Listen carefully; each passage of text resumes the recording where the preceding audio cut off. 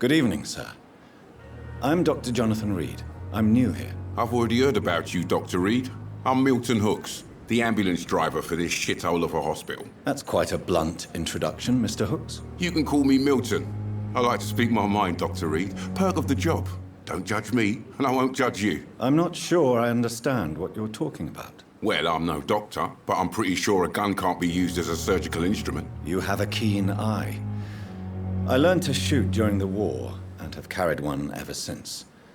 Old habits die hard. No need to explain, Dr. Reid. And if you ever need a better gun, remember, I may have something for you.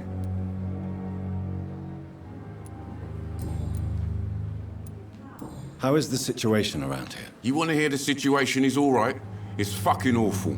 We lack everything, and it's getting worse every day. So what do you do exactly in this hospital? Apart from smuggling guns, I mean. I've been an ambulance driver since... too long, I guess. I bring sick people here night and day. It's a dirty job, but I get it done. Most of the time. Since you're on the front line, how is the sanitary situation in this vicinity? It's a complete disaster. It's even getting dangerous to enter some streets or buildings. Even the locals attack you. It sounds like things have been a bit rough recently. What's happened? Yesterday I got attacked by the patient I was bringing here. I escaped through the hospital's garden, but I lost my wallet when I was running. You left an infected patient outside the hospital? That's incredibly dangerous. Go there yourself if you want, but be careful, Doctor. I'd rather not bring your dead body back. Are you really smuggling weapons through the hospital? And why not? I've already been attacked by patients, you know. And by gang members willing to steal my money. But you're not defending yourself. You're selling guns to civilians. You keep people alive your own way, Doctor. I offer them another way to protect their health.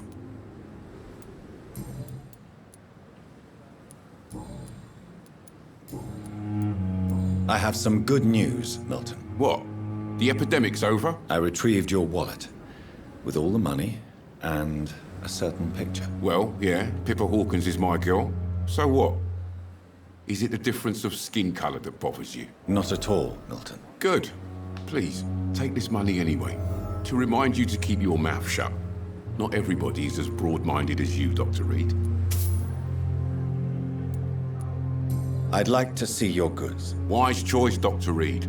A reliable gun is what everybody needs these days.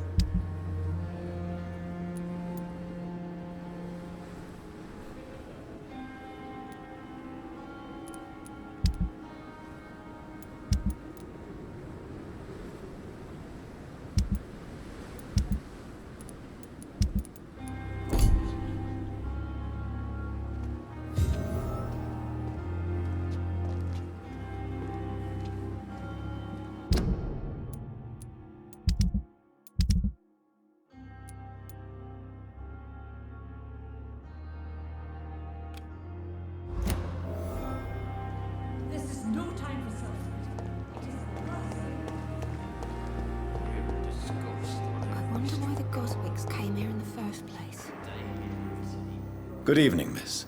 I'm Dr. Reid, the new surgeon at the Pembroke Hospital. And who are you? Your name has no meaning to me, mortal. You're nothing but dust blown by the winds of eternity. I beg your pardon? What are you begging for, mortal? My clemency? Well, tonight maybe I'm inclined to mercy. You'll never forget the night you met Thelma Howcroft. You keep calling me mortal. Why is that? And if I'm mortal, what are you? Well, Dr. Reid, if you must know, I'm a vampire.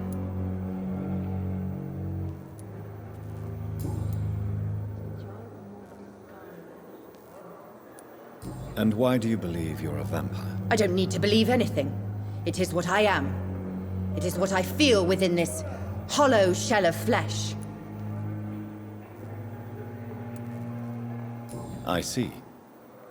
Have you ever heard of Cotard syndrome, Miss Howcroft? Never. It's a mental illness discovered by a French neurologist named Jules Cotard. The affected patients are delusional. They believe that they are putrefying, that they are dead, a ghost or a ghoul. Or in your case, a vampire. Delusional, you say? Oh, sad and petty mortal. You can't even begin to understand the concept of immortality. And you think it is I who am delusional. Please, describe to me how you feel. What is it like to be a vampire? I can hear my body crumble from the inside as my flesh cracks and fades. I sense the last pulse of postulant blood within my drying veins. I need new blood.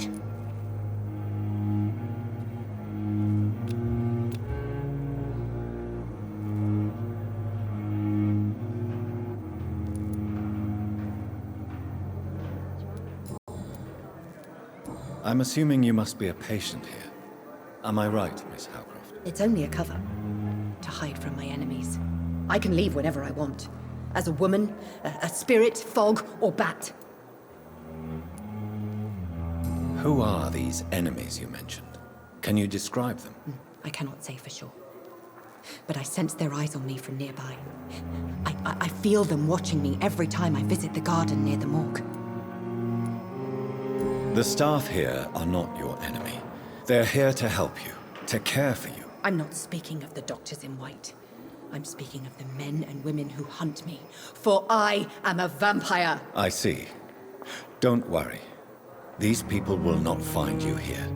I'll personally make sure they leave you alone. Thank you, mortal. But do not interfere with them, for you are no match for those that hunt me.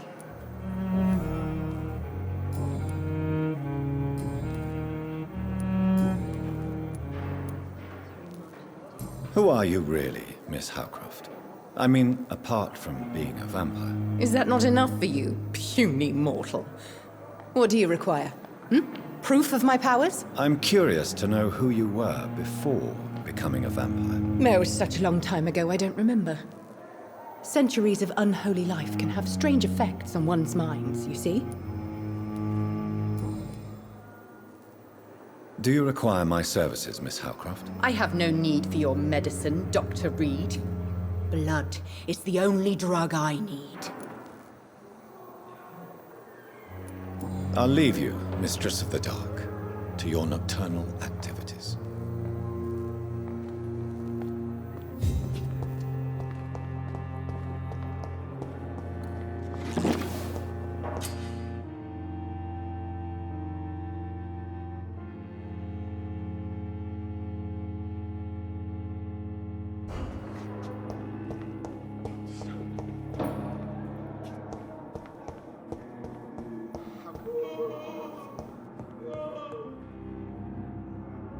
Good evening, sir.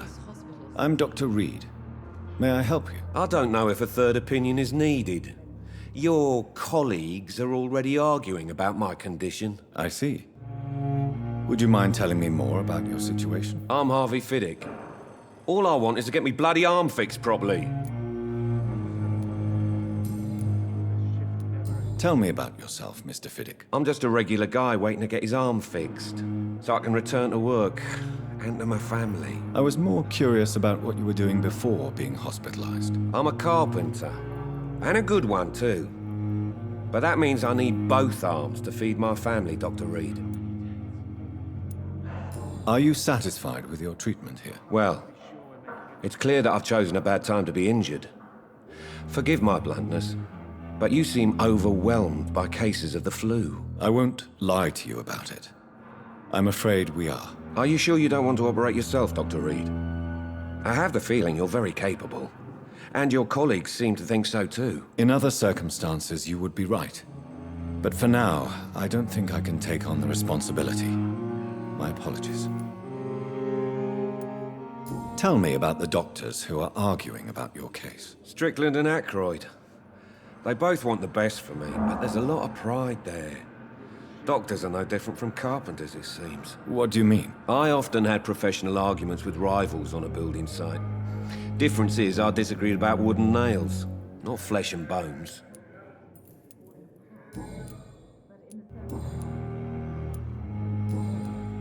Goodbye for now, Mr. Fiddick. I'll see you later. You always knew the words to calm the children, Ellen.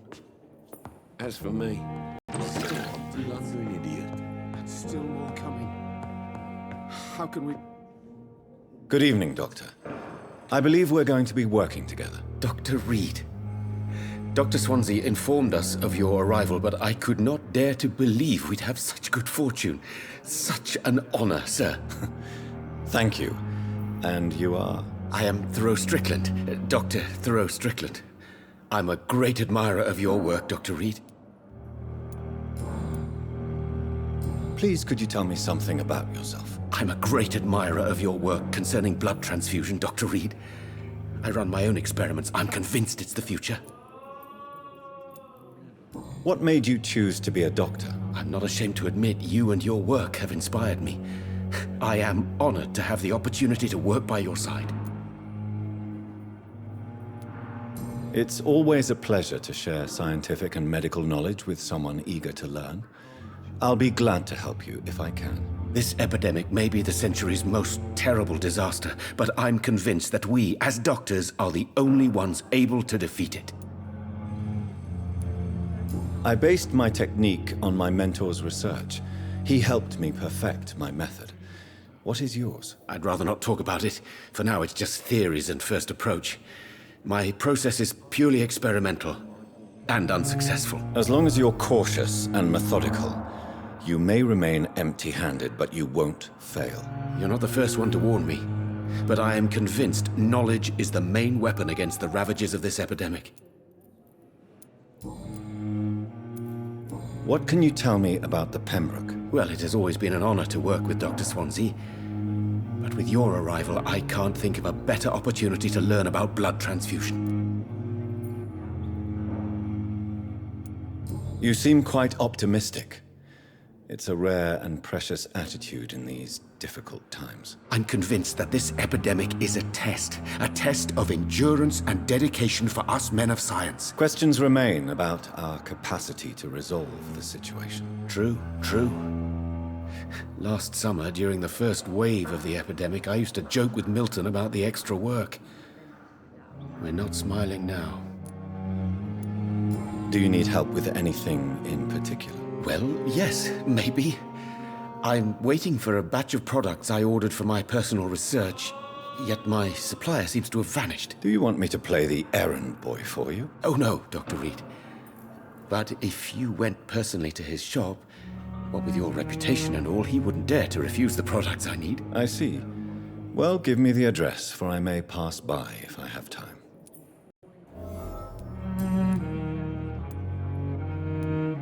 What do you think of Dr. Ackroyd's aversion to modern medical methods? It's a shame he's so narrow-minded. Dr. Swansea taught me that science is about exploring uncharted territory. I'm convinced that's true. With the influenza and all that's going on, you should put your differences aside, don't you think? Why is it so difficult to work together? I believe that if Dr. Ackroyd had been the one to discover the transfusion process, he would be the first to recommend its use. So you believe it's just a question of jealousy and pride? Dr. Ackroyd is as proud as he is blinded by his obsolete concept of medical science.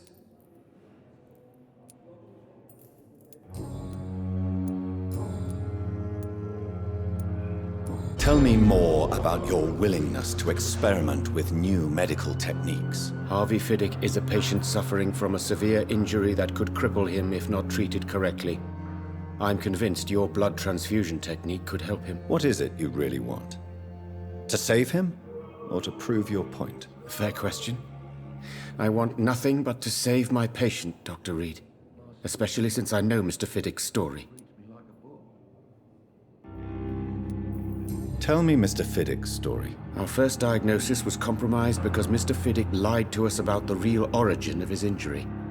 He first claimed it was an accident. But why would he hide such crucial information from us? Because he is a proud father, ashamed of putting his children at risk because of his own negligence. This personal involvement could also appear to be a lack of impartiality. You must know that a good surgeon must remain neutral. I agree. But that does not excuse Dr. Ackroyd's behavior, a man who did not even take time to converse with his patient. Do you think keeping his distance was a mistake? All I know is that I'm taking care of human beings with desires, hopes, and fears. not some biological machine comprised of blood, bones, and flesh.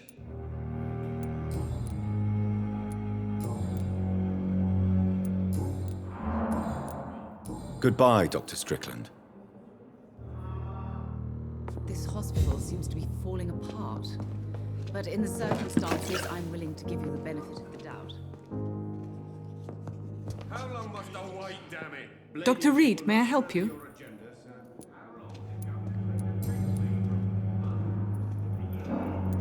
What can you tell me about the epidemic, Nurse Crane? I've been out of touch since I've come back to England. Everyday folk don't know how bad it is. The papers certainly won't tell them. Not as long as the war is raging on, anyway. News on the front stated that the Spanish flu was under control, at least in Britain. It seemed to be for a while, but that was only last summer. It returned with a vengeance just over a month ago. What can you tell me about our patients here at Pembroke? This hospital was founded to help the East End poor and needy. But since the war and the quarantine, we've had all manner of folk. Can you be more specific? Well, veterans, the elderly, dock workers. We even have a few mental patients. If there's space, we take them.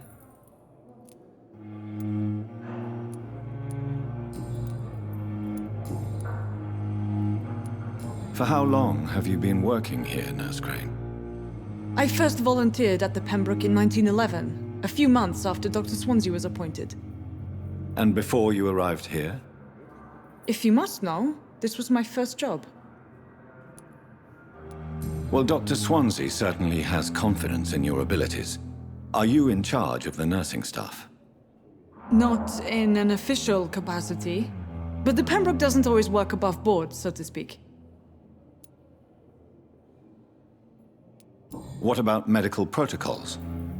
Dr. Reid, we don't have the money and resources here at the Pembroke like they do in the West End.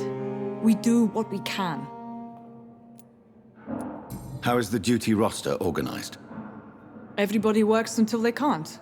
If there's time, they'll eat a meal and shed a silent tear.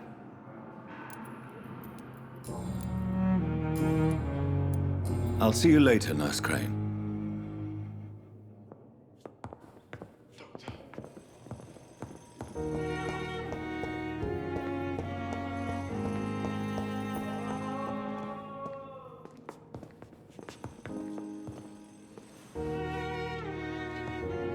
My sweet... Good evening, Mr. Fiddick. Good evening, Dr. Reid. Any news about my operation?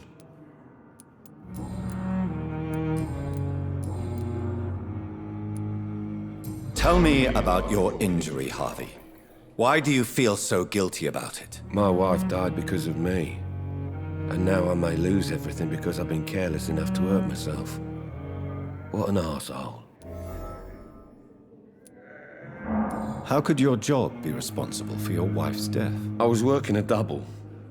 She went out to bring me a hot meal and got caught in a German bomb raid. You can't hold yourself responsible for your injury, Mr. Fiddick, unless you tried to hurt yourself. Of course I didn't hurt myself. But I can't work until my arm is fixed. My children need to eat, Doctor.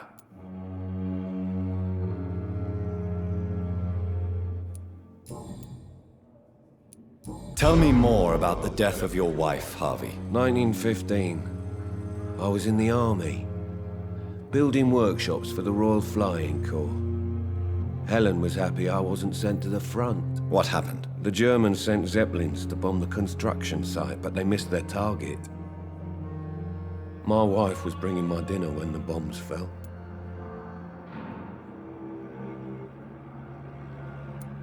I'm sorry for your loss. So many died during the bombings. I served in France and witnessed the carnage there. I would like to say that she didn't suffer. Truth is, I have no idea. I just know that I'm all that me kids have. Poor little bleeders. How are your children after losing their mother? They were smaller then. The only good thing about this is my Helen didn't bring them with her that night.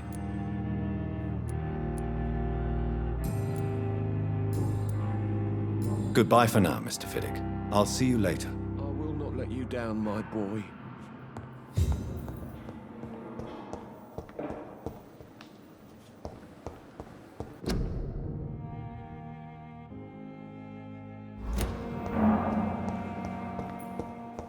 You always knew the words to calm the children, Helen.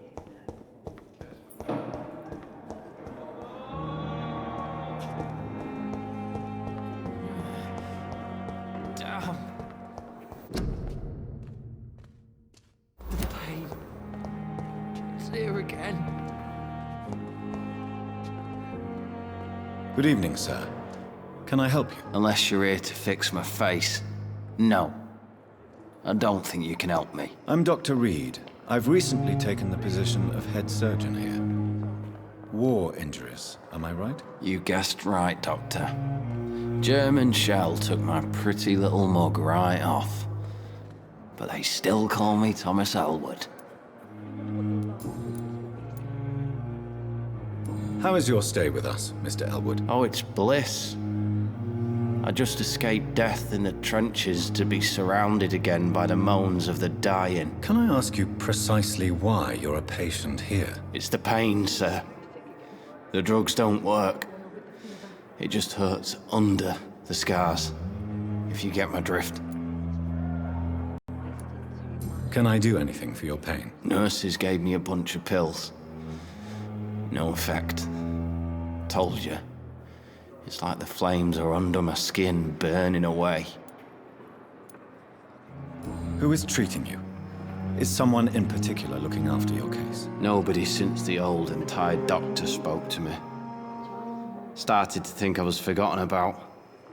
Wouldn't blame you. You don't seem worried by that. My face hurts so much more when I smile or cry. I've learned it's easier not to speak. But be assured I'm smiling inside. Why do you feel responsible for the injury, Thomas?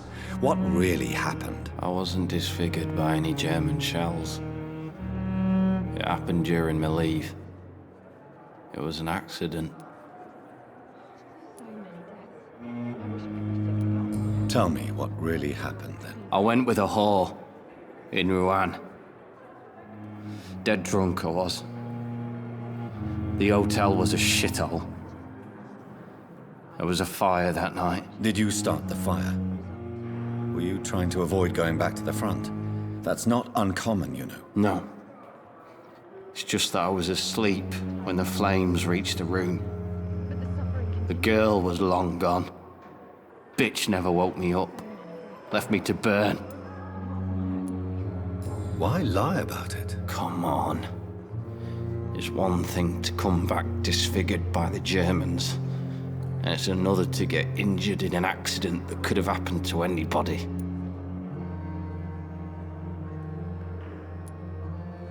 Reconstructive surgery has been very successful for some soldiers. I don't want to wear a bloody mask for the rest of my life.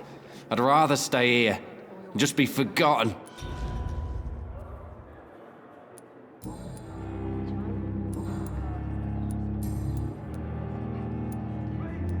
Where were you stationed, sir?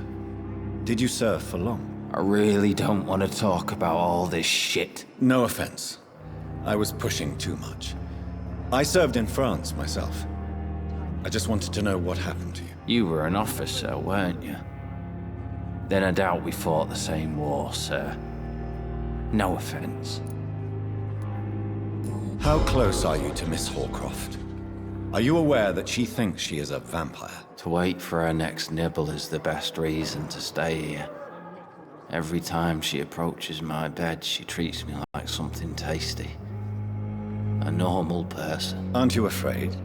She may hurt you if the game goes too far. She's quite harmless, I can assure you. Her head's broken inside is all. While I'm busted on the outside. But she's still beautiful. Living proof that there's hope for me. So do you let her bite you? You know that's not sanitary. And why not?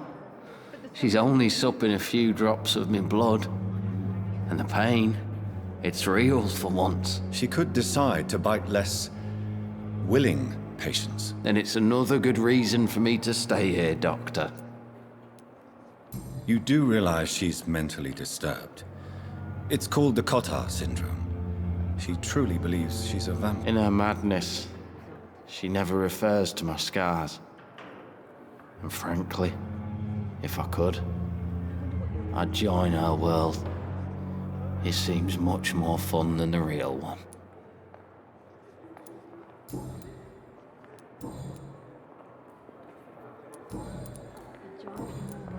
Goodbye for now, Mr. Elwood. But the suffering Discussed continues. on every street corner. The daily routine. Good evening, Mr. Hampton. How do you feel? Dr. Reid, is it? Oh, sir, I must apologize for my behavior. What do you mean? I was not myself in the factory. Fear and exhaustion made me say awful things to you, I'm afraid. You remained perfectly nice and polite.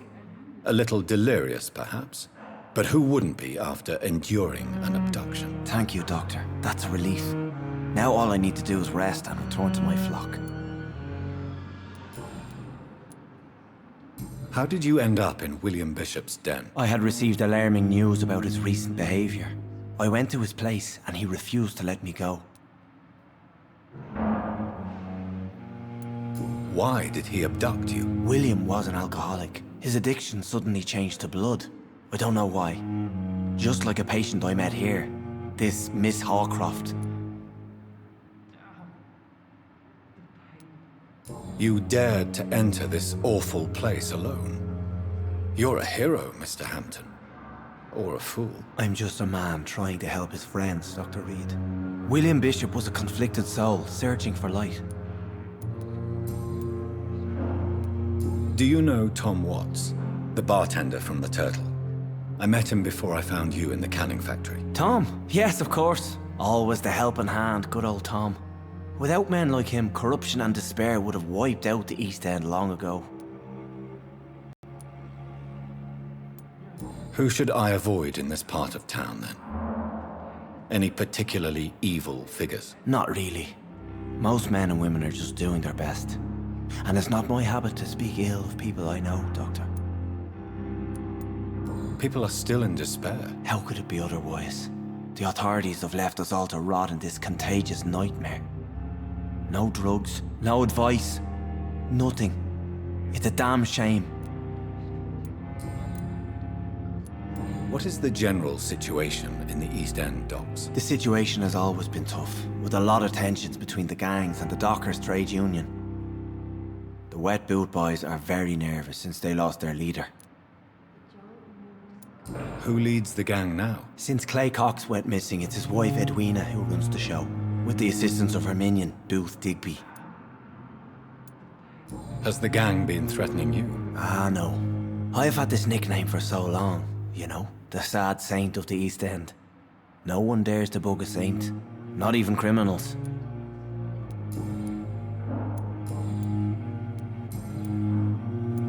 What do you do for a living, Mr. Hampton? I can't help but notice the cross around your neck. I manage a night asylum for the poor and homeless of the docks, and I try to guide the lost and hesitant on the right path to our Lord. Are you a priest, Mr. Hampton? A deacon, maybe? Not at all, Doctor. I'm just a man of faith willing to preach the good word. Why didn't you use your cross against William Bishop? To repel him somehow? That's a very strange question, Doctor. A cross is no magical token, if that's what you were trying to say. Not mine, anyway. Have you made friends since you arrived? Not really, but I recognize Miss Harriet Jones. I knew her when she lived by the docks. That poor woman had such a miserable life. You never came to see her here at Pembroke?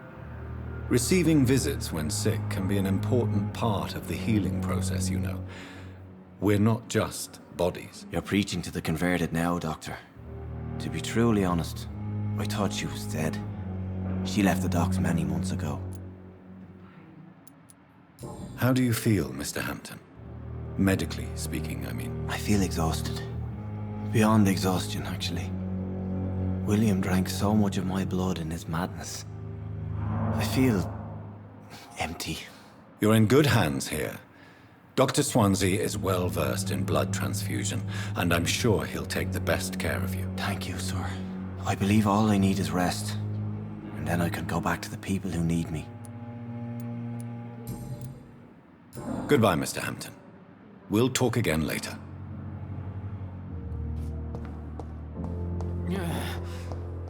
Damn. The pain.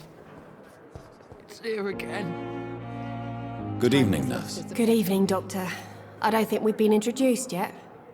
My name is Pippa Hawkins. And I'm Dr. Jonathan Reid. Dr. Swansea has recently offered me a position in this hospital. Well, it's a euphemism that your help will be appreciated, Doctor. How would you describe the situation at the Pembroke Hospital? It's serious. The flu is wreaking havoc amongst the staff and patients. We are running out of everything. Nurse Hawkins, the Spanish flu won't last forever. Even the Black Plague didn't kill everyone. I wish I could believe you. But what if this epidemic was worse?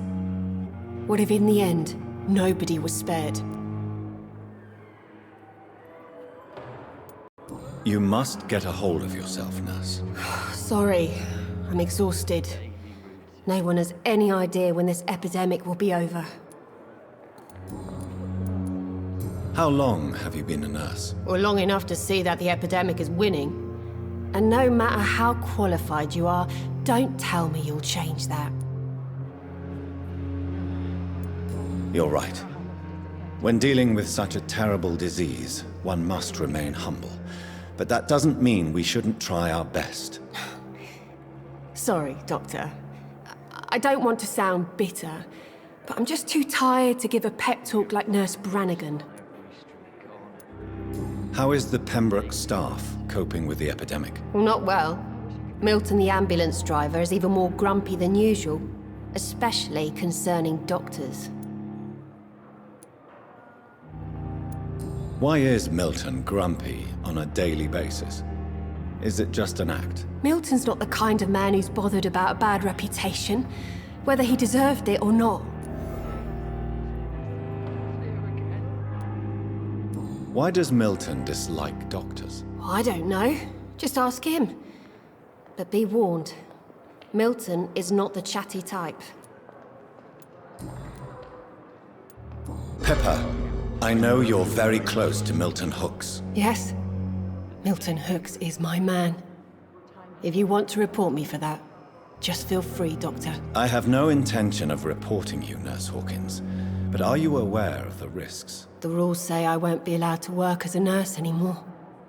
But here at the Pembroke, we break rules all the time. Is he worth the risk? Hey, I'm no perfect woman, and Milton is not the finest bloke. But we do our best to get by. That's all any of us can hope for nowadays.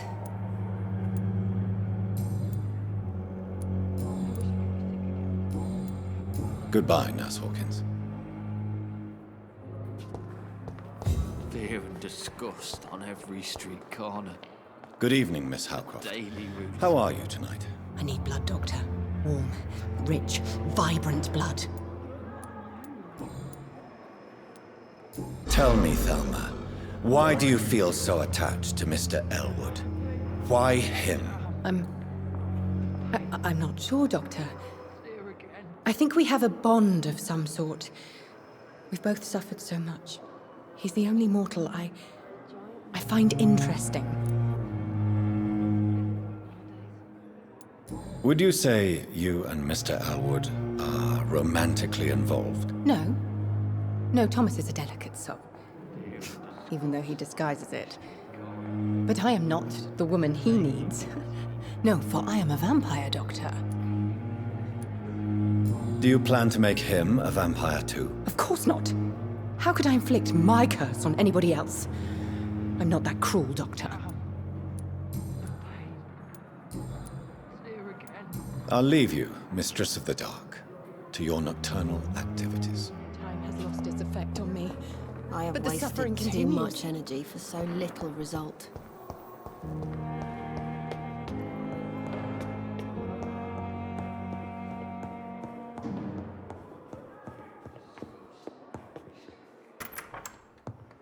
Please, Jonathan, come in. Fascinating, is it not? In the last decade, so many mysteries have been brought to light with our microscopes. The human body, biology's penultimate frontier. The more we explore its boundaries, the less we're able to trace a clear line between life and death. You, my friend, have a foot in both countries. The view must be vertiginous. It's at least as vertiginous as chatting about vampires with you, I would say. This must be all so new to you. This area of town, the hospital, a brand new life. How stimulating it must be. I wish I could share your enthusiasm, Dr. Swansea, but my condition defies scientific categorization. Undead? Unalive? Immortality defies logic. I cannot express my thrill at this serendipitous turn of events. The world's most eminent specialist in blood transfusions, a vampire. One might say a gift from heaven.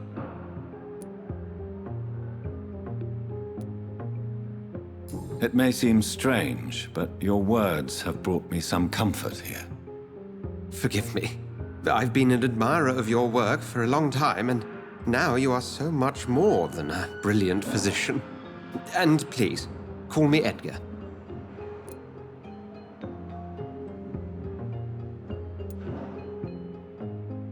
There is no need to apologize, Edgar. You offered me sanctuary when I had none. Very well. I have a task for you, Jonathan. Something that will require all your newfound skills. Please, go on. The Pembroke only survives through the generosity of our benefactors. Unfortunately, our main donor has found herself in a bit of a bind. Now, if you could help her out... A spokesman or politician is what you need. That's not my calling. And until I come to understand what has happened to me, I require discretion.